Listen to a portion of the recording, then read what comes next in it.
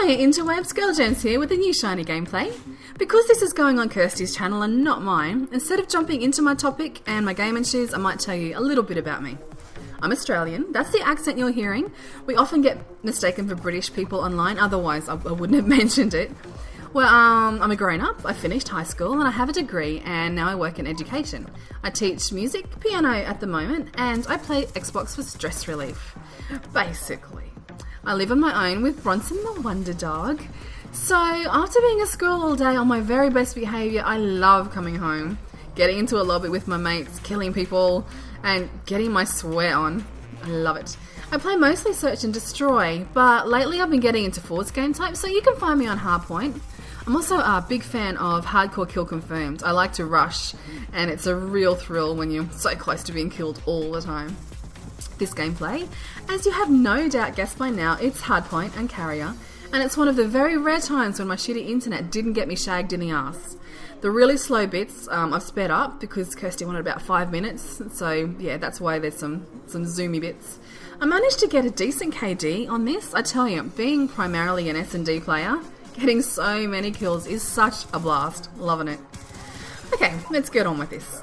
What I want to get into is the shitty way people can treat each other online. Specifically, I'm talking about cliques and factions, you know, groups of people who get together for whatever reason and then become hateful dickbags towards each other. I'm on Xbox Live most nights, and when I'm not scrimming for a competition, I'll be playing public, so that's where I'll get started with this. Elite clans are probably the most obvious example here. In Search and Destroy, when we don't have party chat enabled, the lobby can very quickly deteriorate into a slag fest, you know, followed by all kinds of abuse. And I don't usually respond to fuckwits when they start the sexist shit, but it happens. But immediately there's a rift that comes, and even if in the same matchmaking team, and there's just that us and them mentality, and it is so bizarre, and I just don't get where it comes from. I don't get why I buy into it too. I hate hypocrisy, but for some reason, I just don't like it when people I'm with get talked shit to. I immediately label the shit talker as a dick, and I don't hold grudges per se, but it's hard not to think of them as a giant tool every time you see them. But it's also really hard for someone who isn't an idiot not to get branded with that same fuckhead iron as the loudmouths they're with. Shit sticks basically, and it's really unfortunate. I want to know why we do it. Why do we feel the need to group ourselves online? It's an artificial environment to begin with. It's a construct. Why would you introduce conflict there? Online and off, as I said before, I don't hold grudges. So one thing I really like about my character is my ability to let go and move on.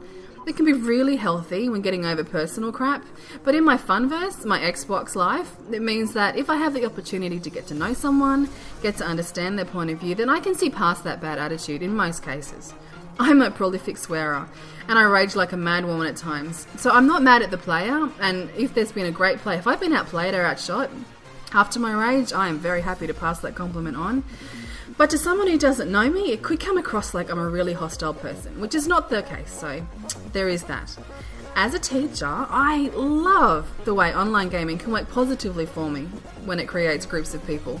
If I look at the competitive teams I've been in and the people I play with socially, I really love the mix of people there. Being an adult, I'm older than most of the people I play with, and being an educator, there's usually a teacher-student thing going on, but when I game, we're all on equal footing. That particular type of me and them is gone. I think it helps with my job too, because I can relate to people on their level. I'm not one of those stuck-up people who kids can't relate to, because I do actually like people. I don't like the segregation that comes between teachers and students necessarily. I mean, it is necessary, but it's not always helpful. And I hear a lot of truths about young people's lives, and I get to interact as an equal. I'm a friend more than just another grown-up, so I like that. So yeah, in that case, the effect of people organising themselves online means that that weird regrouping thing that happens changes, and it's a really positive thing. So it can be good. So while there are so many negatives that come from splitting into social groups online, the inevitable conflict that comes with that, it's not great, but there are huge positives to be had there, I can see that. And you also get to play in your pyjamas. So that's about it from me. A quick thank you to Kirsty for running this comp. Good luck to my competitor. Make sure you watch everyone right through the comp. Remember, you're voting on commentary, not necessarily gameplay. Be fair, people who came and watched just because you know me, watch us both before casting your vote, please. Thanks for stopping by and watching. If you like me, hit the link to check out my channel, as well as comms. I do gameplays, listen-ins, and my top 5 noob series and reviews. Catches.